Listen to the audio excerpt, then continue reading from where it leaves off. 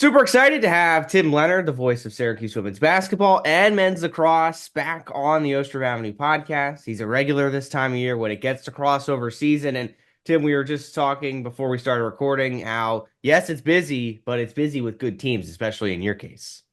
Yeah, my teams are not the problem. So Yeah. don't come at me. I'm the play-by-play guy for two very good teams at the minute, which not that that matters a ton, but it's fun to be involved in good games and tight games. And you guys know when you're calling games down to the wire that mean a lot, it's a little bit more fun than when you're calling a 40-point blowout one way or the other. So there's been a lot of close games lately for, of course, men's lacrosse with the Maryland game and how awesome that was. And then women's basketball has had a year that sort of reminds me of 2 years ago under Coach Jack, where they're coming through with a lot of big wins and they've just had the right energy, the right vibe around the team all year.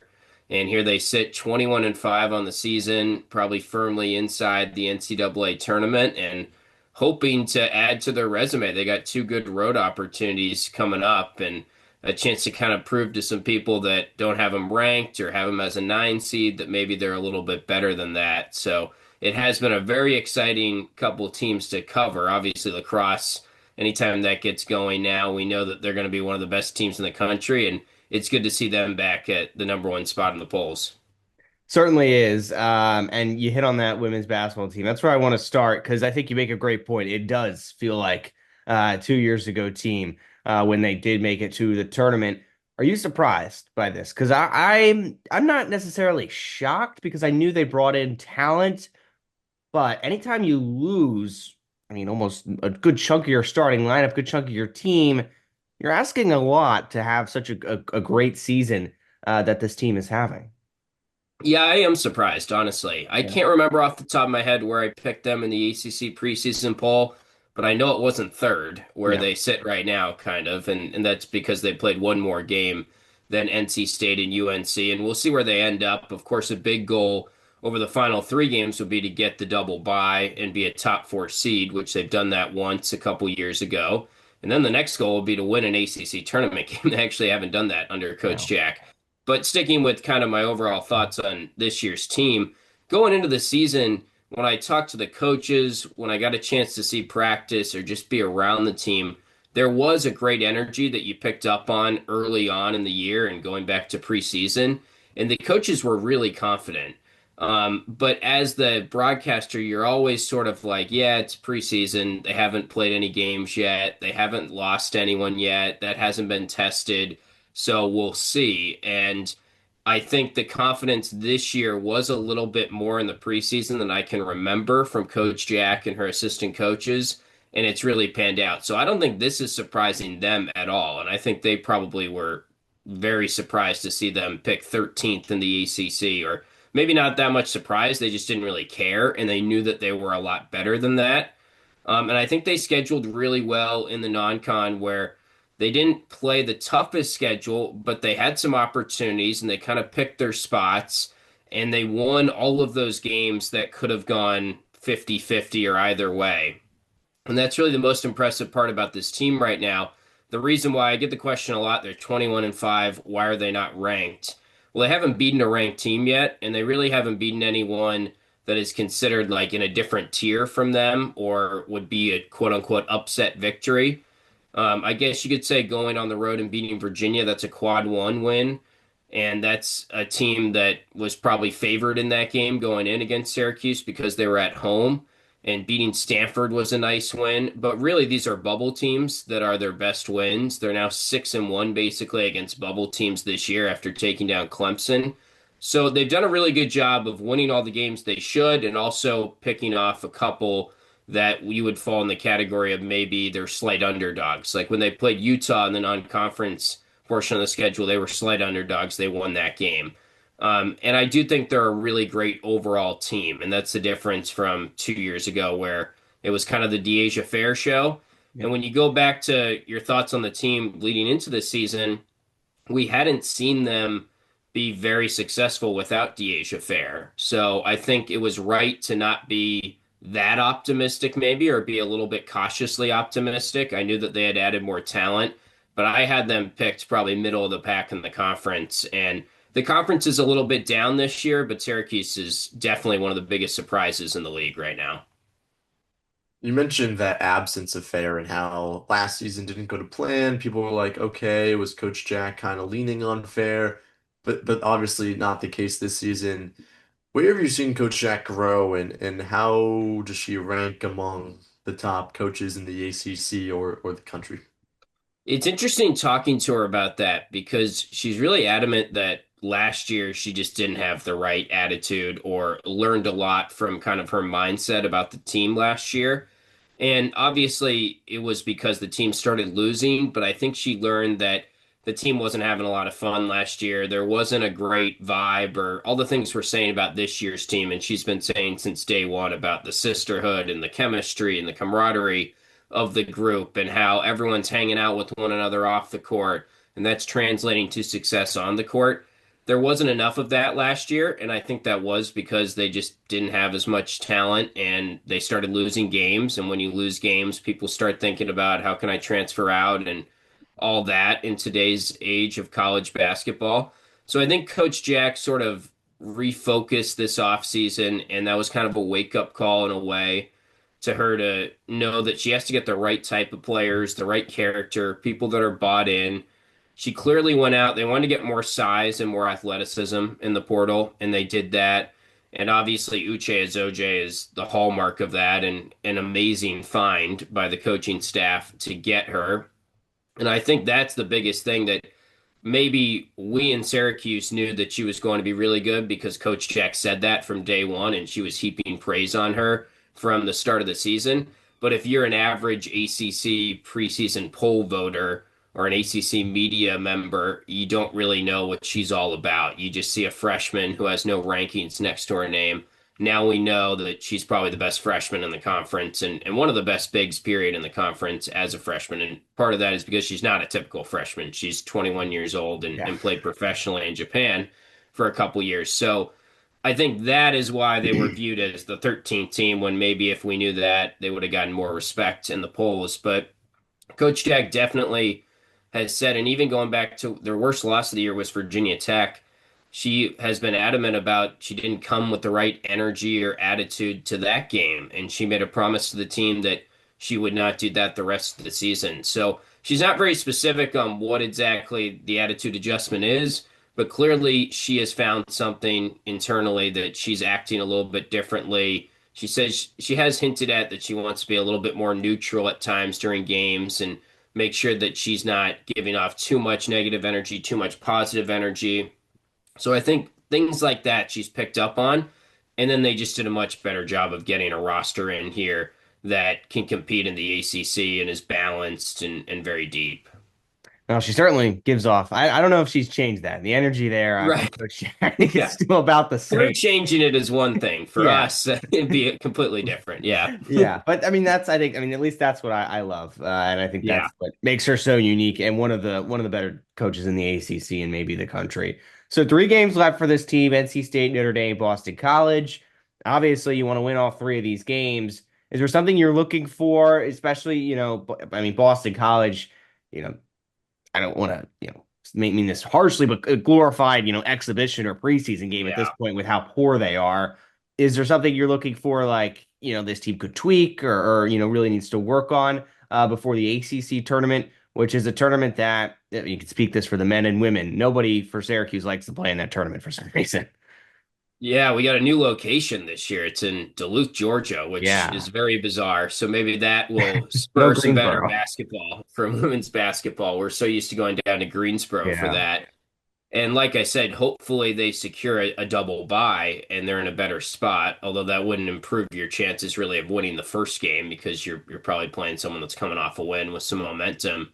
But I think the team's biggest weakness is the offense at times against really good defenses, or if you are taking Uche Azoje out of the game, do they have enough shooting overall to beat a Duke, a Louisville, we're talking top teams in the country. So the thing that I always remind people about women's basketball is there's more levels to it than I'd say men's basketball. I mean, you're talking about BC and it's an unfortunate situation there. That's an example of, by all reports, they have $0 to give to their roster, and they can't keep up. I mean, they had a pretty good team last year, you know, middle of the Beat pack Syracuse. ACC. Yeah, they beat the Orange twice. They crushed them at Yeah. Conti Forum. And if you look at their roster, Tiana Todd, I think, is at Ohio State. Taya Sidbury went to Texas. So a lot of their best players just left, and they had no money to keep them. And they're the smallest team I've ever seen in Power Conference. So you're right. That's just going to be a win. And in men's college basketball, you don't have that where you're playing a conference team and it's just a win. Like Pittsburgh this year on the road, Yeah. you just knew they were going to win by 30. BC on the road, you knew they were going to win by 30. And some of that is Syracuse is good. So it's not just a complete rollover for everyone, but that's how it is. And then when you're talking about the top 10 versus the top 20 in women's basketball, I mean, I think it was a couple weeks ago, South Carolina beat Tennessee by 42 points, and Tennessee was 19 in the country, and South Carolina was number three. And UConn's rolling over teams, and it's been that way, of course, for years under Gino. So there has been more parity of late, and there's more upsets, and I think that's good for the game. But in general, if Syracuse could get off of the 8-9 line, that really increases their chances of winning a game because honestly, you're fearful if you're on that 8-9 line that you're just going to get that bus trip to Stores, and that's what the committee has done in the past. And if they're playing UConn, Syracuse is a great team this year, but I mean, I don't think they have a chance of winning that game, unfortunately. It's not like when we're talking about the team 2 years ago when they were right there with UConn. UConn was a 3 seed that year, Syracuse was a 6. Now, that's a good example, though. If Syracuse gets to the 6 line and they're playing a 3 seed, yes, you got to play them on the road if you win your first game and they win, but that's a game that they could maybe win. And in order to win those type of games, they need to get more out of their offense when they're struggling to get inside and when they're struggling to get turnovers, which leads to fast break offense. So more out of the half court sets. You need a really good game from Dominique Darius and Layla Filia together, probably to beat a top 15, top 20 team in the country. And to get to the Sweet 16, I think it will come down to can their guards make threes? Can they hit jump shots a little bit more? Charlie Cream of ESPN's bracketology always seems to have Syracuse playing UConn, and just like, that would be an easy bus ride and probably an easy bus ride back. Maybe not a fun one, but Yeah. let's switch over to lacrosse. Syracuse big win over Maryland, the first since 2009. What was the atmosphere like? How was the dome crowd? And could you tell from the players and from the crowd that this was probably the biggest game in the dome in a while? Yeah, that was an amazing crowd. I was just blown away. I remember looking up during the game and the amount of fans on the wings of the upper bowl. They announced 10,000, and I always say this with lacrosse, it always feels like it's more than that. Yeah. And it's just an amazing environment when you get that many people in there for a lacrosse game. And the thing about the Syracuse crowd too is obviously they come out in droves compared to everyone else. That goes without being said that you're not getting anywhere close to 10,000 any other spot in the country. But they're also knowledgeable too. And there's little plays in the game like an offsides or stuff that happens that's really deep in the rule book that people might not understand if you're just at a typical college lacrosse game. But when you're in Syracuse, the fans all get that. So it's an amazing atmosphere to be a part of when Syracuse lacrosse is humming like it is right now. And I mean, going to the games, I'm sure is a blast for all the fans right now as well. And I did sense that the team knew it was a bigger game than normal, but I think they're so grounded in the idea of let's win the day, let's win the next game. And their schedule is so tough that they really can't get that excited about Maryland because I mean, they got Princeton down the road. They got Harvard this week, who was locked in a dogfight with them and beat them last year in the Dome. And then, they had to come back miraculously to beat them in the NCAA tournament first round. So all these games are tough for them, and they're going to lose some games, and they're going to be some lumps just because of how tough the schedule is. But that's what Gary Gait wants. That's why he took this job, is to get 10,000 in the Dome again, To take down Maryland is obviously meaningful for him, I'm sure, and meaningful for the guys given the series history. But they really just want to challenge themselves early on in the year, and they want to be better prepared for when they get to that stage, hopefully again in the Final Four. And who knows, they'll probably play Maryland again en route to the Final Four or in the Final Four. Hopefully they're a little bit more equipped this time around. So yeah, and you mentioned the crowd and how informed and great they are. Now it's a shame though that they won't get to see a I know. lacrosse game until the end of March because of the 6 game road trip. Of course, now there's Philadelphia isn't far, Princeton. There's some road trips in there. They got Harvard this weekend, who just rolled over Colgate last night. A rare midweek game for Harvard and just lacrosse in general. Do you like the decision to roll with this road trip early on from Gary Gate? And can this team afford to slip up a game or two? Because you feel like it's inevitable where you're just gonna have a tough road game, a tough road atmosphere, on a 6 game road trip. Yeah, if they come out of this 6 game road trip still undefeated, I would be very, very impressed. Yeah. Just because, I mean, they should, I guess really the games that you're worried about are Harvard and Princeton, which are the next two. After that, they should beat Denver. They should beat Air Force. I think in that category is more like if you just don't have an injury or something, or if you're kind of still what we know Syracuse to be right now, you should be able to win those games, but you still got to go out and there's no easy wins in this stretch, especially when you consider they're all on the road. I don't think from talking to Gary that he lined it up like, hey, we're going to play 3 at home, then we're going to play 6 on the road, then we're going to go back to home. It just kind of fell this way. And I think what's underrated is he really deals with a lot of like the dome scheduling itself is very tough to get. So the schedule's never going to be perfect in his eyes. I mean, he would love to play in the dome more, but they have Monster Jam one weekend. They Yep. have basketball going on. Women's lacrosse is in the dome. And then, women's basketball in theory could have been hosting that weekend that they host Georgetown. I don't think it's going to work out that way, but say they go win the ACC tournament or they, win out or go on a big run here, then you have to change things. So there's been years where people are like, why are we playing Duke on a weekday or why are and it's just the dome. I don't think that's Gary's hands are kind of tied there. So the schedule worked out the way it did this year. He is all for playing as many games as possible. They literally have no bye weeks, and I like that. I mean, it might be a little on the overdoing it side of things compared to like, but I definitely like it more than what Notre Dame Yeah. does or what some of these other schools do. Not to just call out Notre Dame by Yeah. name, but they play 10, 11 games every year, right around the minimum, and they're making sure that they have a bye week built in.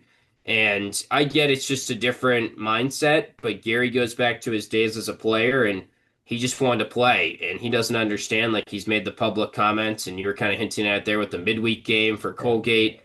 He wants to see more of that. So the way he schedules, I think, is very admirable that they just will play anyone, anywhere, anytime on any day's rest. And I think it's paid off for them. I mean, they played in a lot of big games. I mean, it wasn't that long ago that this team was considered like they couldn't execute in big games. Now we see them against Maryland and they just look like they belong. They look like the physical team that can win the ground balls, that can make the right plays. And sure, they had a turnover or two that was sloppy, and Maryland actually made more mistakes than I thought in the fourth quarter.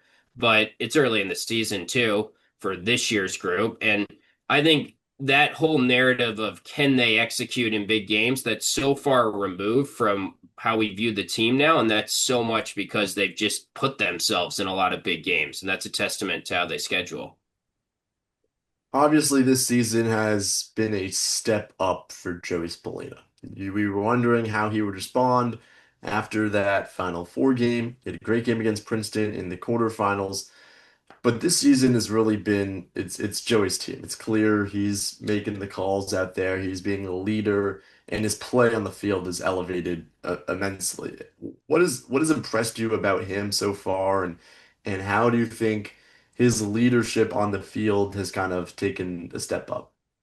Yeah, his shooting has been incredible this year. I can't remember him shooting this well. It's only been 3 games, but literally any chance he gets to score, it feels like he's scoring right now. And that was the big takeaway for me from the Maryland game is he's so smart, he's so good off ball, he's got such great lacrosse IQ that any chance he got to dodge against someone that wasn't Will Schaller, the best defender in the country probably, he got the ball and he took advantage of that opportunity. And if you go through, I mean, he scored 4 goals. None of them were against the number 2 player in the country, according to Inside Lacrosse. And that was kind of the case when he beat Sean Light, and or I guess didn't even really beat Sean Light, but beat Notre Dame last year in the regular season and had a big game.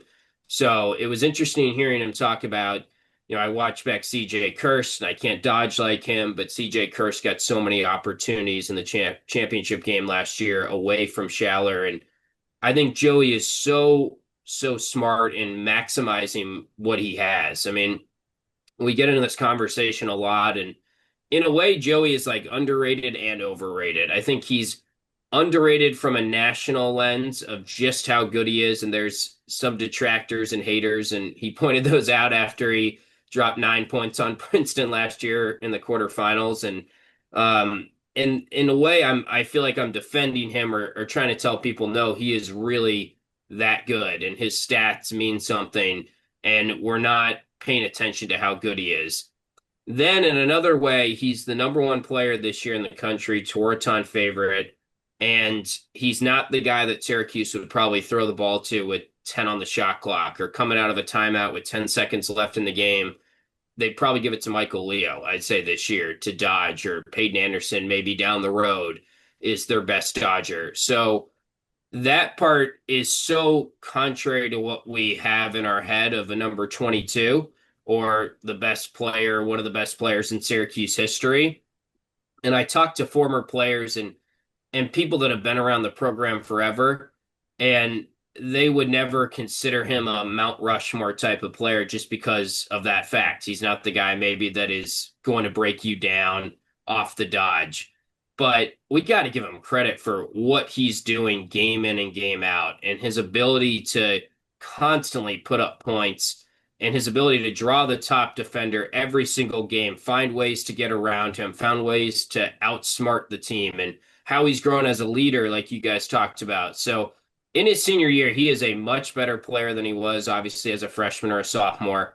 And I was sort of wondering when he was a freshman or a sophomore, how much better could Joey get? What's that next step he could take? Because he's not some elite athlete. And it's hard to visualize, like, could his ceiling raise even more? Because he came in as a freshman and he was already so smart. So some of the traits that it's not like he's some super talented guy that just needed to like learn lacrosse more or learn the ins and outs of the game more. That was already so advanced that you wondered, would he be drastically better as a senior than he was as a freshman or sophomore? And I think he is, because he's just like on another level shooting wise. His lacrosse IQ is still elite, but he's making sure that he's in the right matchup and taking advantage of the right moments and not forcing it at all. So obviously I've been very impressed with him, and he'll forever be a puzzling player to figure out where he fits in the Mount Rushmore or the all-time great conversation at Syracuse.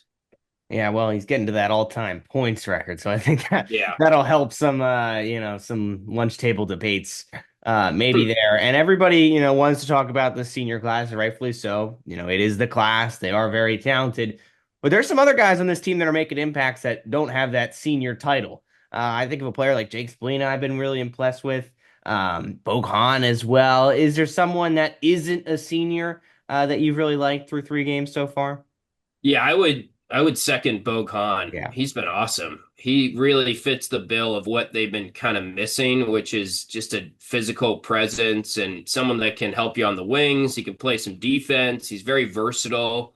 You think about Sam English and Jake Stevens going back a couple years were kind of those type of guys. And Bocan's only a freshman, but he's the guy that scored the fourth quarter goal against Maryland, which had to be really cool for him growing up in that area. And I'm sure he could have played for Maryland and was a top 20 recruit and decided to go to Syracuse. So I think they've gotten a little bit more of a physical edge to the team over the last handful of years now. I mean, it was not that long ago that we would always look down at the ground ball stat and say that's the reason they lost games, or they can't play that style that championship teams play where it's a physical, wear you down style, slow the game down. They have to be up tempo, they have to be finesse. And now Syracuse has 22 and 23-year-olds that have been in the weight room for 3, 4 years, and they're winning the ground balls.